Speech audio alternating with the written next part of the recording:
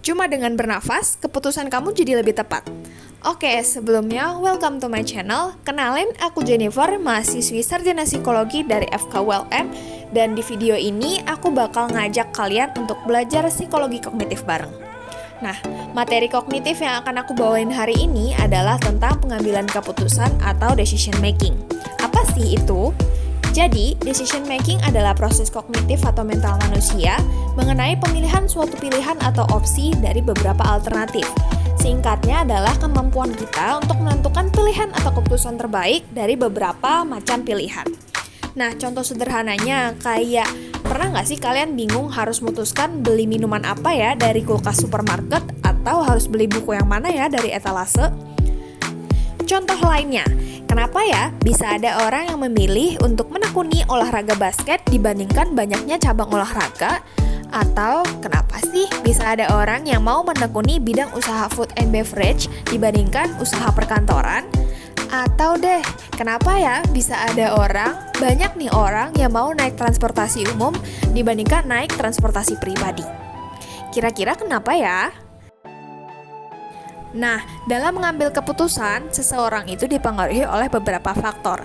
Yang pertama, dipengaruhi oleh fakta atau kenyataan yang terjadi di lapangan. Kemudian kedua, dipengaruhi oleh intuisi atau akrab kita sapa dengan firasat. Yang ketiga, dipengaruhi oleh pengalaman atau peristiwa yang pernah dilalui sebelumnya. Yang keempat, dipengaruhi oleh yang namanya wewenang atau kekuasaan yang dimiliki. Dan yang terakhir, dipengaruhi oleh rasionalitas atau kemampuan untuk berpikir secara rasional. Faktor-faktor ini mempengaruhi gaya pengambilan keputusan seseorang. Gaya pengambilan keputusan itu ada 5. Pertama, intuitive decision making. Kedua, ada rational decision making. Kemudian yang ketiga, ada dependent decision making. Dan yang keempat, ada spontaneous decision making. Dan yang terakhir, ada avoidant decision making. Orang dengan gaya pengambilan keputusan intuitif cenderung mengikuti gerakan hati atau intuisi mereka. Pokoknya kalau kata hatinya A, mereka ngambil A deh. Beda dengan orang yang spontan, mereka cenderung bisa mengambil keputusan secara cepat atau pada saat itu juga. Beda lagi dengan orang yang ketiga, dengan tipe dependent atau tergantung. Orang dengan tipe ini biasanya perlu bertukar pikiran atau dengar pertimbangan orang lain dulu. Beda hal lagi dengan tipe yang keempat, yaitu tipe yang rasional. Orang dengan tipe rasional biasanya memikirkan segala banyak pertimbangan atau kemungkinan secara logis dulu, baru mereka bisa ngambil keputusan. Beda lagi dengan tipe yang terakhir, yaitu avoidant. Orang-orang tipe avoidant biasanya cenderung menghindari kalau mereka diharuskan memilih atau mengambil sebuah keputusan. Pokoknya kalau bisa jangan aku deh. Nah, di sini ada 4 pertanyaan yang bisa kalian jawab, dan habis kalian jawab, coba kalian pikir, tipe pengambilan keputusan kalian berdasarkan apa ya? Okay, now, how to make the right decision? It's pretty simple. Kita cukup ambil nafas alias latihan bernafas dengan tepat.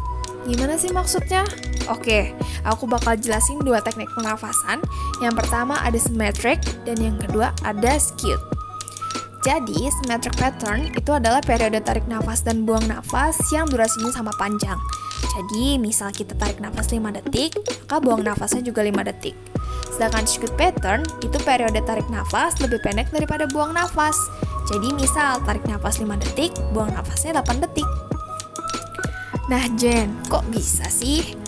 Jadi mengambil nafas itu bakal bantu kita lebih rileks dan kita punya spare waktu buat pikir sejenak sebelum bertindak. Hal ini terbukti dari sebuah eksperimen yang membuktikan bahwa teknik pernapasan berpengaruh pada variabilitas detak jantung dan terbukti mempengaruhi tingkat stres seseorang serta pengambilan keputusan seseorang. Jadi, studi ini dilakukan di sebuah sekolah bisnis di Prancis yang melibatkan mahasiswa program manajemen bisnis. Mereka dilibatkan dalam skenario pengambilan keputusan dan soal pilihan ganda dengan memposisikan diri sebagai seorang manajer. Jadi seorang manajer itu harus bagaimana sih?